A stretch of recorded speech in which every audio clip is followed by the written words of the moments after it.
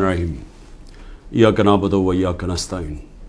मेरे पाकिस्तानियों, सबसे पहले तो योब के अंदर जो हमारे फ़ौजी शहीद हुए और जो ज़ख्मी हुए, मैं सारी कौम की तरफ से उनके ख़ानदानों को, उनके बहन भाई रिश्तेदार, बीवी बच्चे, माँ बाप, हम सब सारी कौम की तरफ से आपके लिए दुआ करते हैं कि अल्लाह आपको सब्र दे और आपको ताकत दे ये मुश्किल वक्त का सामना करने के लिए। और मैं ये भी मुझे जब मैं सुनता हूँ कि कुरम में भी कुछ इंतशार है और हमारे पख्तूनख्वा में ख़ास तौर पे पुलिस के अंदर काफ़ी इस साल काफ़ी शहादतें हुई हैं, तो मैं सिर्फ आज एक बात कहना चाहता हूँ कि मैंने जनरल बाजवा को जब अफ़गानिस्तान के अंदर पता था कि अमरीकी वहाँ से निकलने लगे हैं, तो मैं तब से उनको कह रहा था कि मुझे खौफ है पाकिस्तान की सिक्योरिटी का इशू, कि अगर वहाँ सिविल वॉर होगी अफ़गानिस्तान में तो उसका सारा फॉल आउट पाकिस्तान में आएगा। मैं अपनी कैबिनेट को बताता रहा, सारी मेरी कैबिनेट गवाह है कि मैं उन सब को कहता था कि जो 21 और 22 की सर्दियाँ वो हमारे लिए बहुत अहम, क्रिटिकल है, मुश्किल है, सबको मैं बताता था। और मैंने जब जनरल फैज़ की बात की और जनरल बाजवा को मैंने समझाया कि सिर्फ जनरल फैज़ को सर्दियों तक इसलिए रखना चाहता हूँ कि वो 5 साल से वो सिक्योरिटी चीफ़ हैं, इंटेलिजेंस के चीफ़ थे पाकिस्तान में, उनके राब्ते थे अफ़गानिस्तान के तालिबान से भी, दूसरी हुकूमत से भी, और उनका होना उस वक़्त बड़ा ज़रूरी था जब ये चेंज ओवर हो रहा हो। तो मैंने कभी भी ये नहीं सोचा था कि आर्मी चीफ़ जनरल फैज़ को मैंने बनाना है, क्योंकि मुझे तो पता ही नहीं था बाकी कौन थे जो रनिंग में थे। लेकिन ये जनरल बाजवा ने अपनी उनको लोगों को बताया हुआ था कि इमरान खान ने फ़ैसला किया हुआ है, उनको मेरे ख़िलाफ़ किया। और जो असल इशू था कि जब ये चेंज ओवर हो रहा था अफ़गानिस्तान में, तो ये बड़ा इम्पॉर्टेंट था कि उस वक्त जो एक्सपीरियंस्ड सिक्योरिटी चीफ था वो डील करता, क्योंकि अगर हमने, और मैं अपनी मेरी कैबिनेट गवाह इसकी, मैं बार बार कहता गया कि अगर हमने ये सही तरह ट्रांजिशन हमने ना की तो पाकिस्तान को मसले मसाला आएंगे। और शुरू में कुछ नहीं हुआ, लेकिन क्योंकि ना टाइम दिया गवर्नमेंट ने, जो इन्होंने फेडरल गवर्नमेंट लेके आए, ना इनको कोई इंटरेस्ट था, ये तो अपने चोरियां माफ़ करने में लग गए थे साथ ही, ना इनको समझ थी।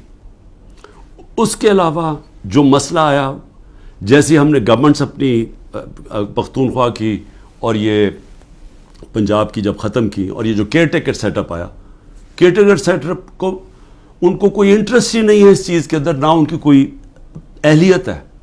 पख्तूनख्वा के केयर टेकर सेटअप की बात कर रहा हूँ, वहाँ ANP और JUI वहाँ हुकूमत कर रही हैं केयर टेकर के नाम पे, और वहाँ ज़रा करप्शन की ज़रा रेट्स देखें कि जो करप्शन किस लेवल की हो रही है, लेकिन किसी को इसकी परवाह नहीं है। सिर्फ एजेंडा एक है कि किस तरह तहरीक इंसाफ को ख़त्म करना है। हर रोज़ तहरीक इंसाफ के लोगों के घरों पे जाते हैं, उनको वहाँ पख्तूनख्वा में गाड़ियाँ उठा लेते हैं।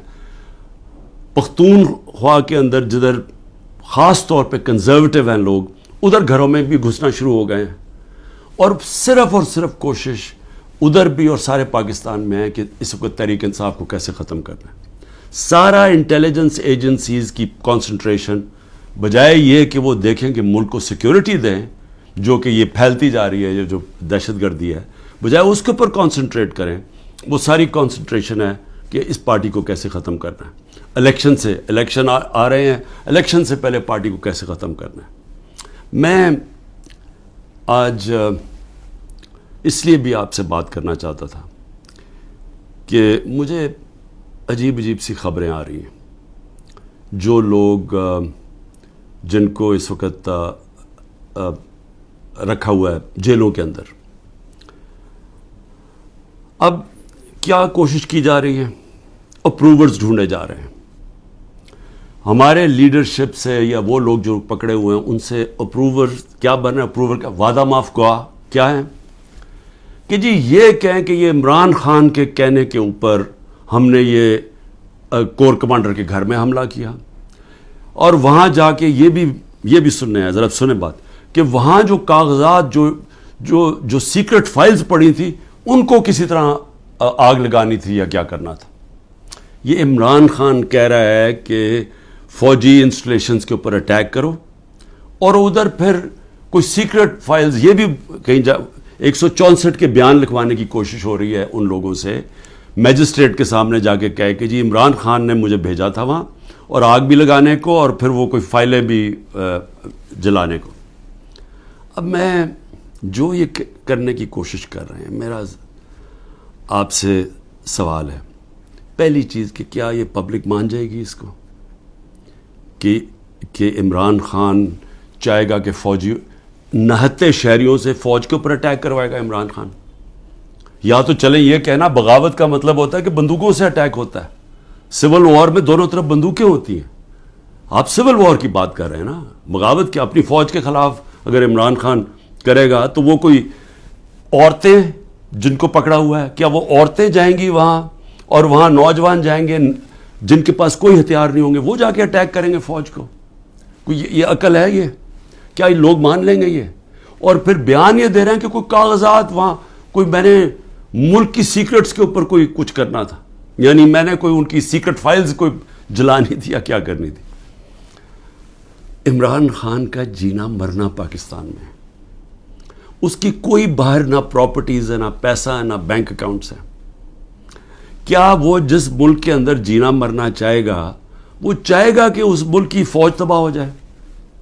اور جب کہ اس کو پتہ ہے کہ ساتھ والا جو ہمارا ہمسایہ ہے، اس کے اندر جو RSS کی آئیڈیالوجی ہے، جو ان کا نظریہ ہے، وہ پاکستان کو تسلیم ہی نہیں کرتے، وہ جو مسلمانوں پہ ظلم کر رہے ہیں وہاں ہندوستان میں، تو ان کی تو پوری آئیڈیالوجی ہے اس چیز پہ، وہ تو پیچھے دیکھتے ہیں کہ جب سے مسلمان آئے ہماری ہندوستان کی تباہی ہوئی ہے، وہ تو ہمیں سارا ذمہ دار، ہر بری چیز کا ذمہ دار وہ مسلمانوں کو اور پھر پاکستانی کو ٹھہراتے ہیں۔ تو کیا عمران خان جو ایک آزاد انسان ہے، وہ چاہے گا کہ اپنی فوج کمزور ہو جائے؟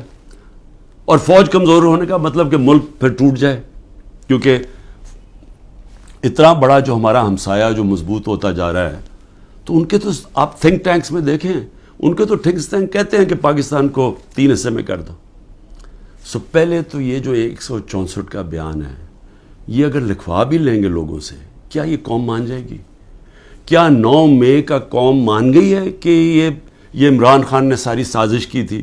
یعنی اپنے اوپر یہ حملہ کروایا پہلے کمانڈو سے، اور اپنے آپ کو پھر اس نے جیل میں ڈلوایا، اور پھر وہ سارا پلان کے تحت اس نے فوج کے اوپر حملہ کروا دی۔ کیا یہ قوم مان گئی ہے؟ یہ جو سازش ہے، بغاوت ہے، یہ قوم مان گئی ہے کہ عمران خان بہت بڑا غدار ہے؟ اور اگر آپ نے چیک کرنا ہے تو اوپینین پولز دیکھ لیں، سرویز اٹھا کے دیکھ لیں، کوئی سروے اٹھا کے دیکھ لیں، دکانوں میں نکل جائیں، بازاروں میں پوچھیں کہ کیا یہ واقعی عمران خان نے بغاوت کی تھی؟ اور میں آپ کو اس لیے یہ کہہ رہا ہوں کہ دیکھیں، جو پبلک اوپینین ہے وہ اس طرح کنٹرول نہیں ہو سکتا۔ آپ پروپیگنڈا سے پبلک اوپینین کو نہیں کنٹرول کر سکتے کہ یہ اگر 164 کا بیان آ بھی جائے گا، عمران خان کو جیل میں بھی ڈال دیں گے، سزا بھی دلوا دیں، اس کو سالوں میں جیل میں رکھ لیں، کیا قوم مان جائے گی اس کو؟ کیا دنیا مان جائے گی؟ کیا جو بیرون ملک پاکستانی ہمارا سب سے بڑا اثاثہ بیٹھا ہوا ہے، 1 کروڑ پاکستانی باہر بیٹھا ہوا ہے، جن کی دولت سارے 25 کروڑ پاکستانیوں سے زیادہ ہے، اور وہی پھر سے میں کہتا ہوں، جب انشاءاللہ اس ملک کو ہم اٹھائیں گے ایک دن، تو وہ ان کی انویسٹمنٹ آئے گی جو بچائے گی شروع میں پاکستان کو، اور پھر دنیا سے انویسٹمنٹ آئے گی۔ تو میں ایک تو یہ کہنا چاہتا تھا کہ یہ اور کئی لوگوں کے اوپر تشدد کیا گیا ہے، بری طرح تشدد کیا گیا، اور صرف یہ بیان دلوانے کے لیے۔ اس کے علاوہ جو ہمارے سینئر لوگوں کو رکھا ہوا ہے جیلوں کے اندر ابھی تک، ان سے صرف وہ کہ جی بس بیٹھ کے کہہ دے کہ میں تحریک انصاف چھوڑ رہا ہوں۔ پھر ایک اور سازش چل رہی ہے، وہ کیا ہے؟ سازش یہ ہے جی کہ ہمارے اندر لوگ چھوڑے ہوئے ہیں، ہماری اپنی پارٹی کے، اور وہ جو جن کو انہوں نے توڑ لیا، جن کو انہوں نے کہلوا دیا کہ جی اب تو عمران خان کے اوپر کانٹا ڈال گیا، اس نے تو آنا نہیں ہے، تو وہی لوگ جا کے ہمارے لوگوں کو، جو ہمارے ٹکٹ ہولڈرز ہیں پنجاب میں، یا جو ہمارے ایکس ایم پیز ہیں، ان کو جا کے کہہ رہے ہیں کہ جی اب عمران خان نے تو آنا نہیں ہے، اس کے اوپر تو فیصلہ ہو گیا کہ اس کے اوپر تو ہم نے کانٹا ڈال دیا، تو اس نے آنا نہیں ہے، پارٹی بھی ختم ہو جائے گی اب. تو اس لیے بہتر یہ ہے کہ آپ ایک اور کسی، یا یہ جو پی ڈی ایم کی پارٹیز میں چلے جائیں، یا جو بھی ہم نے نئی کوئی پارٹی بنائی اس کے ساتھ چلے جائیں. یہ ایک پروپیگنڈا چل رہا ہے ہمارے لوگوں کو. لیکن میں آج سوال پوچھتا ہوں کہ کیوں نہیں پارٹی ٹوٹ رہی؟ کیوں نہیں وہ لوگ جن کے گھروں پہ حملے ہو رہے ہیں، ان کے بیوی بچوں کے اوپر حملے، ان کو بھی نہیں بخش رہے، ان کے بہنیں، ان کے رشتہ دار، ان کے بزنسز، ان کو نہیں بخشا جا رہا؟ وہ ہو رہا ہے پاکستان میں جو میں کبھی بھی نہیں سوچتا تھا کہ ہماری ملک میں ہو سکتا ہے. نہ کوئی ہماری روایتوں کی کوئی فکر کرتا ہے، نہ جو ہمارا دین، جو نبی صلی اللہ علیہ وسلم کی سنت تھی، حکم دیتے تھے کہ جنگ پہ جاؤ تو عورتیں بچے بوڑھوں کو، آپ نے دشمنوں کے عورتیں بچے بوڑھوں کو ہاتھ نہیں لگانا. یہاں نہ بوڑھے دیکھے جاتے ہیں، ماں باپ نہ دیکھے جاتے ہیں، نہ بچے دیکھے جاتے ہیں، نہ عورتیں. میری بہن، میری 3 بہنیں، ان تینوں کے کچھ نہ کچھ ان کے اوپر، ایک بہن کے اوپر کرپشن کیسز ڈالے ہوئے ہیں، دوسرے کے بیٹے کے اوپر FIR کاٹ دیے ہیں، ایک کے اوپر ایک کا بیٹا باہر چلا گیا ہے، پاکستان سے باہر چلا گیا. تو ان سب کے اوپر کوئی نہ کوئی کیسز چل رہے ہیں، بیوی کے اوپر کیسز چل رہے ہیں. یہ کب تھا مجھے بتائیں کہ ہماری پولیٹکس میں یہ کب ہم اتنے نیچے گرے تھے؟ ہاں تھے، یہ نواز شریف کی خاص طور پہ، یہ شریف خاندان کا تھا کہ گھر کی عورتوں کے اوپر ہمیشہ اٹیک کرتے تھے. بے نظیر کی اور اس کی والدہ کی تصویریں انہوں نے لاہور کے اوپر نیچے پھینکی، گندی تصویریں. انہوں نے وہ جو ویڈیو ٹیپس، مریم ماہر ہے ٹیپس کے اوپر، وہ ٹیپس بنا لیتے ہیں، بلیک میل کرتے ہیں. یہ تو تھا ان کی روایت پرانی. لیکن یہ ہماری اس قوم کے اندر، ہمارے کبھی بھی ویلیو سسٹم میں اس طرح ہم کبھی بھی نہیں گرے تھے. اس کے علاوہ لوگوں کو اغوا کیا ہوا ہے. اور میں یہ ذرا بتا دوں کہ ہمارا اظہر ماشوانی، ہمارے سوشل میڈیا کا، اس کا بھائی کو 2 مہینے سے اٹھایا ہوا ہے. ہمارا جو علی اوان ہے، ہمارے اسلام آباد سے جو MN ہے، ان کے بھائی کو، وہ ایک پروفیشنل ہے، اس کا تعلق ہی کوئی پارٹی سے نہیں ہے، اس کو اغوا کر کے لے گئے. شہزاد اکبر جو انگلینڈ گیا ہوا ہے، اس کے بھائی جو کہ نارمل نہیں ہے، اب نارمل ہے اس کا بھائی، اس کو اٹھا کے لے گئے، وہ غائب کیا ہوا ہے. یہ سب غائب کیے ہوئے ہیں. جب عدالت میں جاتے کہتی تھی پیش کرو، پولیس کہتی جو ہمیں پتہ ہی نہیں کدھر گئے. اعظم خان جو میرے پرنسپل سیکرٹری تھے، ان کو اٹھا کے غائب کر دیا ہے. اور کوشش کیا ہو رہی ہے اس کو اپروور بنانے کی، جی عمران خان کے خلاف کوئی سٹیٹمنٹ دیں کہیں نہ. تو شہزاد اکبر جو انگلینڈ میں بیٹھا، اس کو میسیجز آ رہی ہیں تم، ہم سب کچھ چھوڑ دیں گے اگر تم عمران خان کے خلاف اپروور بن جاؤ کہ اس کے خلاف کوئی سٹیٹمنٹ دے دو. اور عمران ریاض، اب اس کا کیا تعلق تھا 9 مئی کے ساتھ؟ وہ غائب کیا ہوا ہے. اس کو بھی عدالت کہہ رہی ہے اس کو بلاؤ، وہ بھی نہیں آ رہا. یعنی کب پاکستان میں ایسے ہوا تھا؟ کون سے ایک ملک جو کہتا ہے، ابھی بھی ہم کہتے ہیں ہم جمہوریت ہیں، کس ملک کے اندر اس طرح کی نہ عدالتوں کی سنی جاتی ہے، نہ لوگوں کے فنڈامنٹل رائٹس کی کسی کو کوئی پرواہ ہے؟ جو مرضی طاقتور جو فیصلہ کرتا ہے، جو وہ سمجھتا ہے وہ کرنا چاہے وہ کر سکتا ہے. تو میرا سوال یہ ہے کہ جو بھی طاقت میں بیٹھے ہوئے ہیں، جو یہ سب کچھ کروا رہے ہیں، میں آپ سے ایک سوال پوچھتا ہوں کہ کبھی آپ نے سوچا ہے کہ اتنا زیادہ کسی کے، ایک پارٹی کے اوپر آپ زور لگائیں اور ظلم کریں اور وہ پھر پارٹی نہ ٹوٹے؟ پنجاب کے اندر کتنے ٹکٹ ہولڈرز توڑ لیے ابھی تک؟ 297 ہیں ٹکٹ ہولڈرز، ان میں سے 40-50 توڑے ہیں. باقی کیوں نہیں ٹوٹ رہے؟ سب گھروں میں سے نکلے ہوئے ہیں. انہوں نے اپنی فیملیز کو گھروں سے نکال دیا ہے، سب چھپے ہوئے ہیں، بزنسز ان کی بند ہے، وہ ٹوٹ کیوں نہیں رہے؟ سوال پوچھا ہے اپنے آپ سے کہ اتنا ہی زور لگایا، ابھی پختونخوا کے اندر پوری کوشش ہو رہی ہے، کیوں نہیں ٹوٹ رہے؟ وہ اس لیے نہیں ٹوٹ رہے. اور میں بڑے ادب سے اپنے پاور بروکرز کو کہنا چاہتا ہوں کہ بڑا غور سے میری بات سنیں. میں 27 سال سے پولیٹکس میں ہوں، 0 سے پارٹی شروع کی. کوئی میری پولیٹیکل بیک گراؤنڈ نہیں تھی، میری کوئی والد یا میرے وہ نانا دادا کوئی پولیٹکس میں نہیں تھے. میں نے 0 سے شروع کیا اور آہستہ آہستہ پبلک کو اپنے ساتھ جوڑا، جو بڑی دیر لگی، اور آہستہ آہستہ آہستہ آہستہ پارٹی بنائی. کسی نے اس طرح کی پارٹی نہیں بنائی. ذوالفقار علی بھٹو پہلے 8 سال ایک ملٹری ڈکٹیٹر کے منسٹر رہے تھے، اور پھر رائٹ لیفٹ کی سیاست کی ساری پولیٹکس ختم کر دی تھی. ایوب خان نے ایبڈو لگا دیا تھا، سارے پولیٹیکل پارٹیز بین کر دیا تھا. اس کے اندر ذوالفقار علی بھٹو نے پھر پیپلز پارٹی بنائی، اور ان کو بھی 4 سال لگے اور وہ پھر پاور میں آ گئے. اور اس کے علاوہ باقی کسی کا باپ پارٹی تھا، کسی کا دادا تھا، کسی کا نانا تھا. ایک نواز شریف نے وہ کس طرح پارٹی بنائی.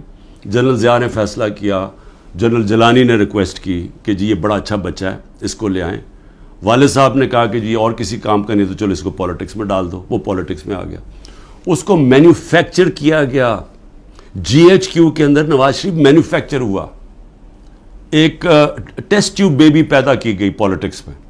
وہ اس طرح پالیٹکس میں آیا تھا. تو تجربہ، میں صرف یہ کہہ رہا ہوں کہ جس آدمی نے زیرو سے پارٹی شروع کر کے 2 پارٹی سسٹم بریک کر کے آج اللہ کا کرم ہے سب سے بڑی پارٹی ہے پاکستان میں، تو کم از کم میرے ویوز ہی سن لیں. کیونکہ یہ جو بھی آپ حربے استعمال کر رہے ہیں یہ آپ کامیاب نہیں ہونے لگے.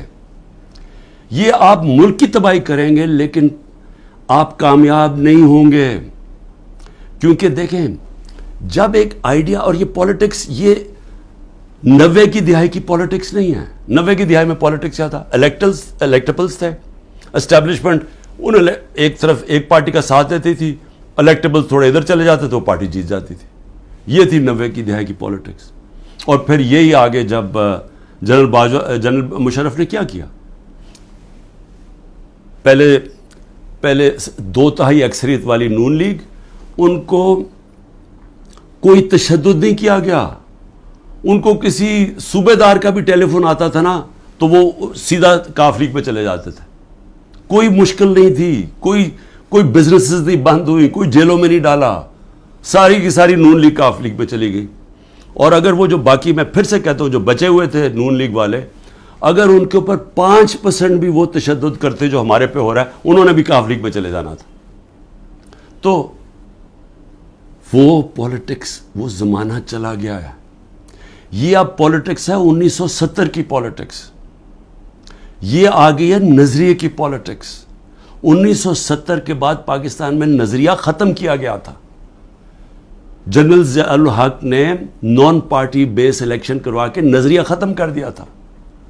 وہ جو 1970 کے اندر جو نظریاتی پالیٹکس تھی، اس نے سارے پرانے پولیٹیکل ہاؤسز کو اڑا دیا. ویسٹ پاکستان میں ذوالفقار علی بھٹو نے، اور ایسٹ پاکستان میں مجیب الرحمان نے. صرف نظریہ جیتا تھا. یہ آ گئی ہے نظریاتی پالیٹکس. یہ جو ہمارے لوگ ہیں وہ اتنی مشکلات کے بغیر کیوں نہیں چھوڑ رہے؟ کہ ان کو پتہ ہے کہ جب وہ چھوڑیں گے ان کی پالیٹکس ختم ہو جائے گی. ان کو پتہ ہے کہ ووٹر جو نیچے بیٹھا ہوا ہے، وہ ووٹر کہہ رہا ہے کہ اگر آپ نے تحریک انصاف کے ٹکٹ کے اوپر نہ لڑے ہم آپ کو ووٹ نہیں دیں گے. وہ لوگ کہہ رہے ہیں جن کے اپنے ووٹ بینکس ہیں، ان کا اپنا ووٹ بینک کہہ رہا ہے کہ آپ کو صرف ہم تب جتائیں گے جب آپ تحریک انصاف پہ کھڑے ہوں گے. تو قوم کے دل تو اللہ کے ہاتھ میں ہے. اللہ جب لوگوں کے دل بدل دیتا ہے تو انگریزی میں پھر فریز آ جاتا ہے کہ an idea whose time has come. No number of armies can destroy an idea whose time has come. جتنی مرضی فوجیں ہوں، وہ جب ایک نظریے کا وقت جو اللہ ڈالتا ہے دلوں میں، جب وہ آ جاتا ہے آپ کچھ نہیں کر سکتے. آپ جو بھی کریں گے وہ بیک فائر کرے گا.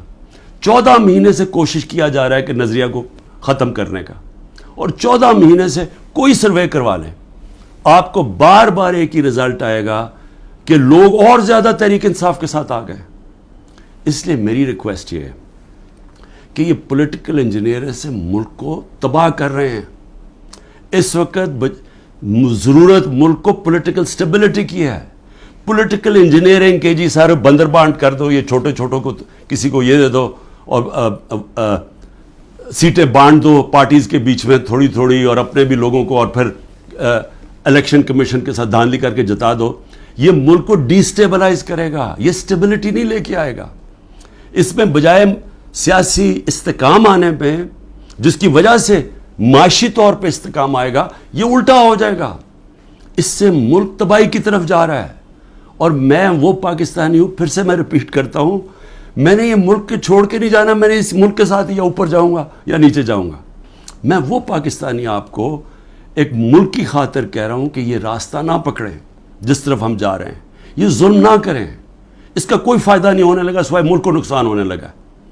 اور یہ اگر خیال ہے اب تک آپ کا کہ میں اس پریشر میں آ جاؤں گا، یہ جو 180 کیسز ہیں، 200 کر دیں کیسز، جیل میں ڈال دیں، ڈسکوالیفائی کر دیں، اس سے مجھے کوئی فرق نہیں پڑے گا. کیونکہ میں نے تو جو بھی ہوگا میں تو اپنے نظریے کے ساتھ کھڑا ہوں.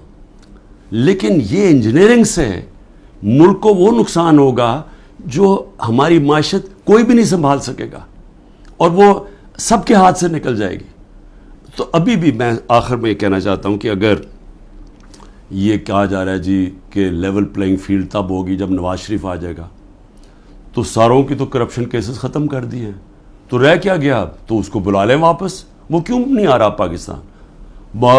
چوری کر کے جیل کی سزا، جیل کی 10 سال کی سزا ملی ہوئی ہے، وہ اپنی کہتا ہے جی میری طبیعت نہیں ٹھیک، میں نے مر جانا ہے اگر مجھے برطانیہ نہ بھیجا.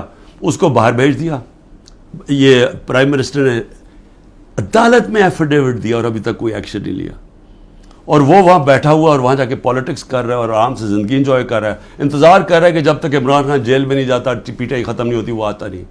میں کہتا ہوں اس کو واپس بلا لیں، کیونکہ معاف تو ساروں کو کر ہی دیا ہے، اب تو کوئی کرپشن ایشو ہی نہیں گیا. اور میں صرف یہ کہتا ہوں کہ صرف یہ میرا ایک چیلنج ہے کہ جس حلقے سے بھی وہ کھڑا ہوگا میں اس حلقے سے کھڑا ہوتا ہوں. اور میں کوئی کیمپین بھی نہیں کروں گا. یہ ڈر ہے نا کہ عمران کو جیل میں ڈال دو، میں کیمپین بھی نہیں کرتا. لیکن میں آج آپ کو پاکستان کی عوام کی فیلنگ بتا رہا ہوں کہ یہ ملک بدل چکا ہے. یہ ملک کبھی بھی اس طرح کے لوگوں کو اب ووٹ نہیں دے گا. قوم کو سوشل میڈیا نے بدل دیا ہے. بچے کے اندر شعور آ گیا ہے. وہ چلے گئے دن جب جس کے اوپر شفقت کا ہاتھ اسٹیبلشمنٹ کا آتا تھا وہ جیت جاتا تھا.